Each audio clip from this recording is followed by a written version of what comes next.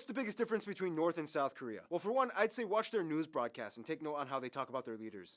조선민주주의인민공화국 친애하는 지도자 원수 김정은. As opposed to 이번 주 문재인 대통령은 중국에 방문했습니다. First of all, North Korea is located on the Korean peninsula connected to China's Liaoning and Jilin provinces, sandwiched between the Korea Bay and this sea, which, be careful what you call it. Koreans and Chinese prefer the name East Sea, whereas the Japanese call it the Sea of Japan. Keep in mind there's also an incredibly short 17-kilometer long border with Russia at the tri-point with China. Along the border with Russia lies the Friendship Bridge, and only North Koreans and Russians are allowed to take it. This 250-kilometer long border, known as the DMZ or Demilitarized Zone, also sometimes called the 38th parallel, this line was established by the Korean Armistice Agreement to serve as a buffer zone between the two nations, giving more than a little half of the peninsula to North Korea. This means that essentially both countries claim that they are the rightful owners of the entire peninsula, or at least their government ruling systems should be the dominant ruling ideologies. In North Korea, they speak, of course, Korean, but a distinct North Korean dialect, which is actually more kind of like a proper traditional way of speaking, whereas the Korean spoken in South Korea utilizes a plethora of loanwords from English and to some extent Chinese. For example, in South Korea, juice is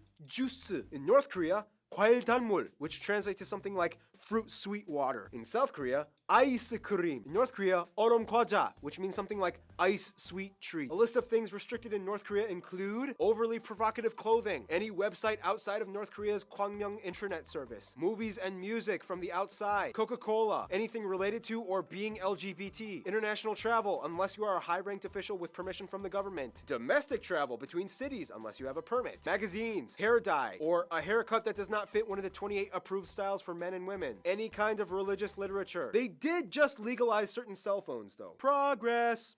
North Korea is a very elitist-run country. The top and most privileged people live in Pyongyang. Most people that live in the city are expected to excel in all fields of academia and the arts. Most people there play at least one instrument and have some kind of skill that can attribute to the furtherance of North Korea's cultural identity. And if the government feels like it, they will hold the Arirang Mass Games, the largest of its kind according to the Guinness Book of World Records. Here, students as young as 5 from one of the top 8 elite schools of Pyongyang participate in an extravagant, colorful performance of exquisitely choreographed acrobatics, arts, dance, and music with an amazing card mosaic wall, literally controlled by individual students flipping colored panels, creating a massive moving image. It's like a living TV, and each pixel is a person.